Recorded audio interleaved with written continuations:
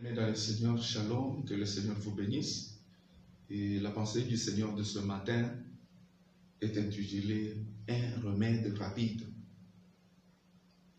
Actuellement, le monde est bouleversé par ce virus, coronavirus, qui tue, qui ravage, qui détruit les économies, qui détruit les vies humaines, qui détruit les familles.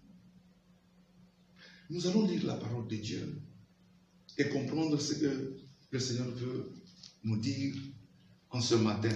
Nous sommes dans Romains chapitre 12, verset 2. La parole de Dieu nous dit: ne vous conformez pas au siècle présent, mais soyez transformés par le renouvellement de l'intelligence, afin que vous discerniez quelle est la volonté de Dieu, ce qui est bon, agréable et parfait. Ne vous conformez pas au siècle présent. Le siècle présent nous présente deux virus. Le siècle présent nous présente un virus qui tue, coronavirus qui tue, qui ravage. Le monde entier est sensibilisé, intellectuel, non intellectuel, à mettre barrière à ces virus. Mais de l'autre côté, il y a plus d'années, plus de 2000 ans, qu'un médecin par excellence, je cite Jésus-Christ de Nazareth, parce qu'il est écrit que par ses meurtrissures nous sommes guéris. C'est pourquoi je l'appelle médecin par excellence, qui nous a montré aussi un virus qui a ravagé, qui ravage et qui pourra encore ravager. C'est l'incrédulité de l'homme. Bien-aimés, de la même manière que nous gouvernons, nos gouvernants, pour parler de notre gouvernement du Congo, nous montrent les méthodes, les techniques par lesquelles nous devons mettre barrière à ces virus, coronavirus, Covid-19. C'est de la même manière que la parole de Dieu nous montre les mêmes techniques pour mettre barrière à l'incrédulité de l'homme. La parole de Dieu nous dit: la nature ne vous enseigne-t-elle pas? Lisons la parole de Dieu. Nous allons voir comment le Seigneur a parlé au travers de nos dirigeants pour mettre fin, pour mettre une barrière à coronavirus, et comment le Seigneur nous parle au travers de sa parole et révéler dans ce que nos dirigeants nous ont dit, pour mettre aussi fin, mettre une barrière à l'incrédulité de l'homme. Nous allons rapidement. La première méthode, la première technique sanitaire qui nous a été donnée, c'est laver les mains. Lorsque nous voyons dans la parole de Dieu, laver les mains, c'est un signe de propriété. Mais dans la parole de Dieu, la propriété n'est rien d'autre que la sanctification que l'homme peut recevoir par la repentance sincère.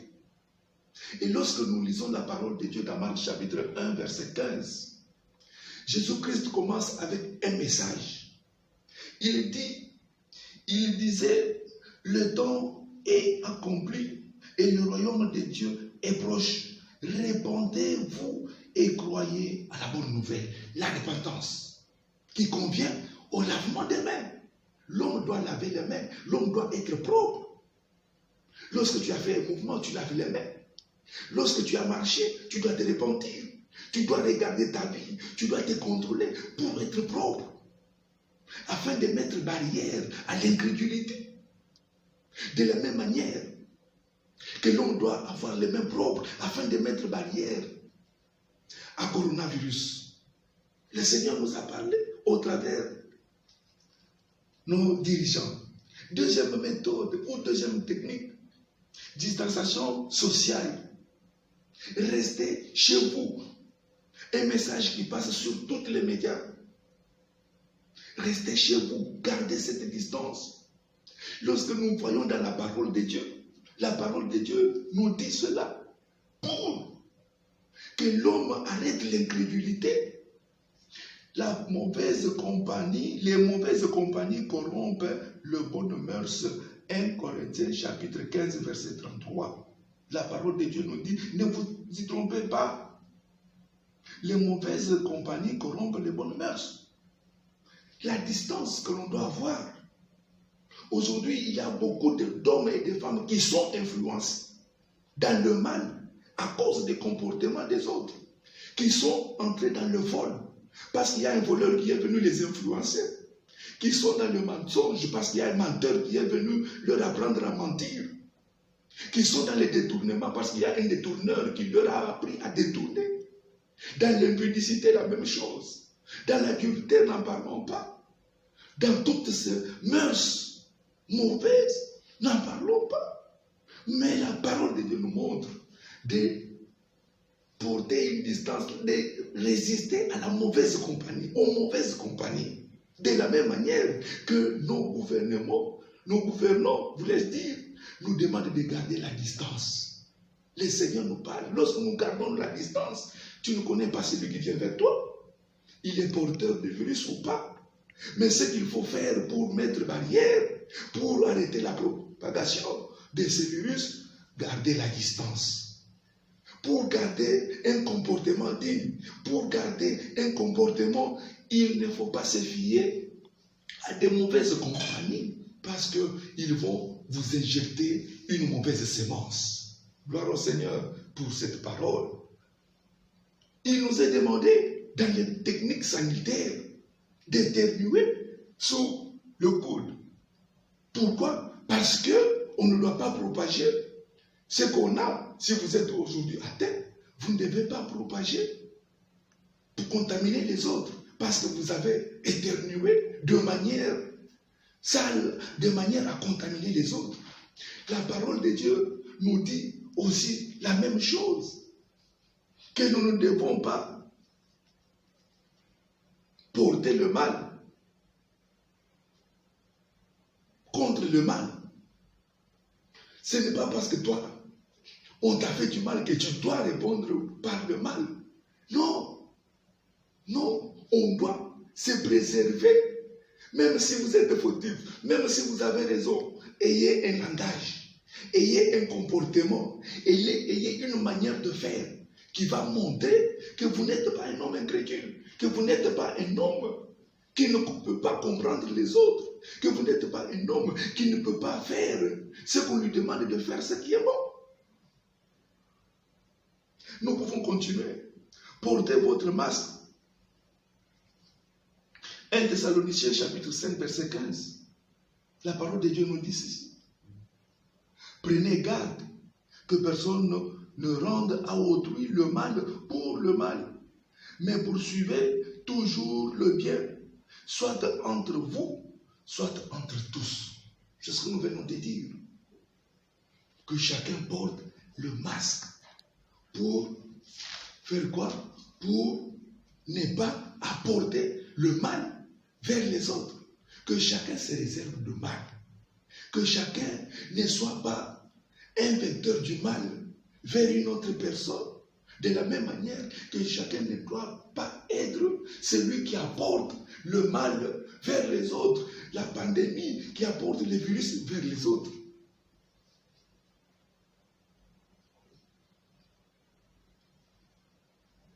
Et aussi, porter les gants. Porter les gants. La parole de Dieu nous montre ceci. 1 Timothée chapitre 2 verset 8. Je veux donc que les hommes prient en tout lieu en élevant les mains pures, sans colère ni mauvaise pensée. Bien-aimés, que les hommes prient en tout lieu, les mains pures. Nos mains doivent être pures devant Dieu. Pas les mains sales, pas les mains qui nous jugent, mais les mains pures. Et prier en tout lieu. Ici, on nous incite encore à la prière. Les gants, nos mains doivent être levées. Nos mains doivent être pures devant Dieu. La prière en tout lieu. Parce que nous levons les mains, Seigneur, je t'adore. Parce que nous levons les mains, Seigneur, je te loue. Une manière de prier. que chacun de nous se lève encore dans la prière, que chacun de nous puisse encore tourner le regard vers Dieu, que chacun de nous puisse encore chercher à éliminer l'incrédulité et trouver que Dieu trouve la place dans sa vie, dans son cœur. C'est ce qui fait que nous puissions porter les gants. Oh, le Seigneur nous parle, nous a parlé au travers de nos dirigeants, que son nom soit béni. Et nous allons terminer ce message. C'est vrai qu'il y a beaucoup de méthodes, c'est vrai qu'il y a beaucoup de techniques, mais nous avons choisi ces techniques, ces méthodes qui correspondent avec la parole de Dieu pour montrer comment le Seigneur nous a parlé, nous parle au travers même de nos dirigeants. Comme nous avons dit, la nature ne vous enseigne-t-elle pas?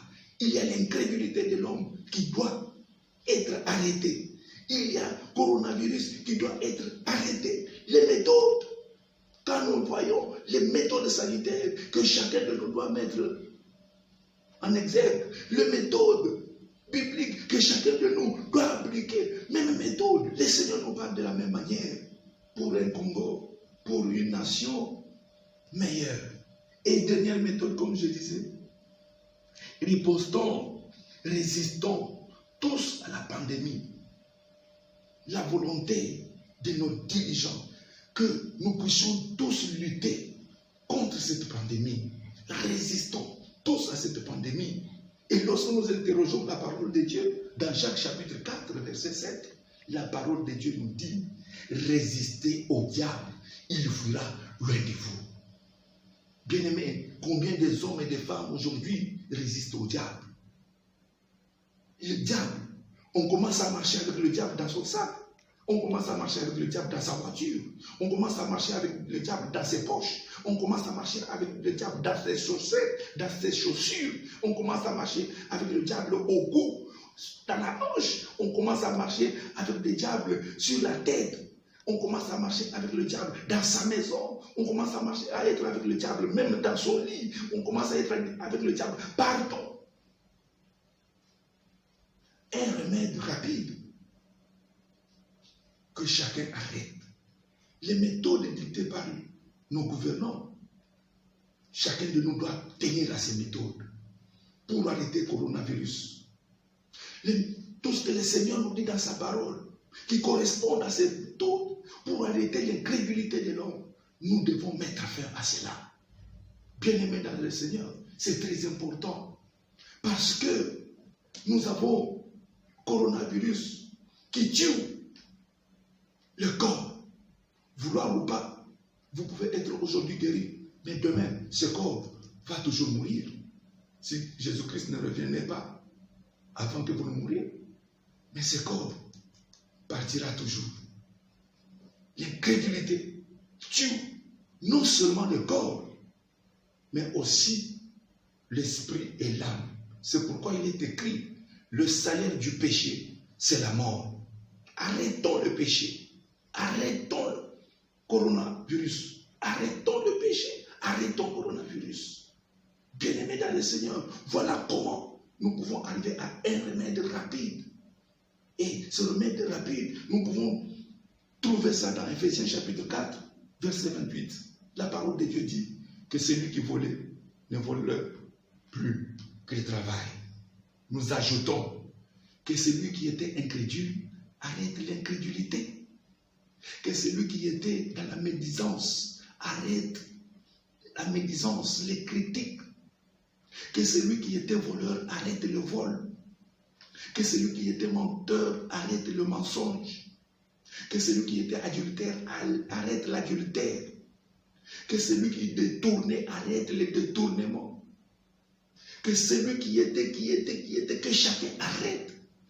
Et que tous reviennent à Dieu. C'est pourquoi, dans notre prédication de la fois passée, nous avons parlé de verset de Pierre, chapitre 3, verset 9. Si l'Éternel use de sa patience, c'est parce qu'il veut que tous parviennent à la repentance. Un remède rapide, la repentance. Les méthodes techniques pour chacun, pour arrêter le coronavirus. Tout ce que le gouvernement nous demande. Bien-aimés dans le Seigneur, d'une manière ou d'une autre, le remède est là, rapide.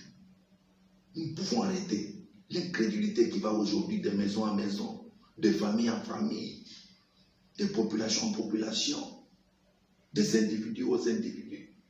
Nous pouvons aujourd'hui arrêter aussi avec les méthodes dictées par nos gouverneurs. Coronavirus qui va aujourd'hui de maison en maison, qui va aujourd'hui de famille en famille. Deux virus pour lesquels, enfants de Dieu, nous devons combattre. Nous devons écouter les mesures édictées par nos gouvernants. Nous devons écouter ce que le Seigneur nous dit. Parce que les deux marchent ensemble. Selon la parole de Dieu et selon ce que le Seigneur nous a dit au travers ce qui nous dirige. Que personne ne néglige. Parce qu'aujourd'hui, on a des gens qui pensent autrement. Lorsqu'on dit portez les gants, portez les masques, et soyez en distance, les gens qui négligent. Mais nous sommes en train d'attirer vers nous le coronavirus. Nous sommes en train de lui donner un chemin. Arrêtons ce chemin. Écoutons. Bien-aimés dans le Seigneur. Aujourd'hui, les gens, il y a nombre aussi qui disent, ah non, ça fait quoi? Même si je vole, même si je mens, même si, oui, c'est ma vie. Oui, bien-aimés dans le Seigneur. Tu es en train de détruire la nation. Tu es en train de détruire la famille. Tu es en train de détruire ta vie. Arrête. Lorsque tu arrêtes l'incrédulité, tu sauveras ta vie. Tu sauveras ta famille. Tu sauveras cette nation. Lorsque nous arrêtons avec coronavirus, en appliquant les techniques édictées, nous allons sauver nos vies. Nous allons sauver nos familles. Nous allons sauver aussi cette nation. Que le Seigneur Dieu nous bénisse.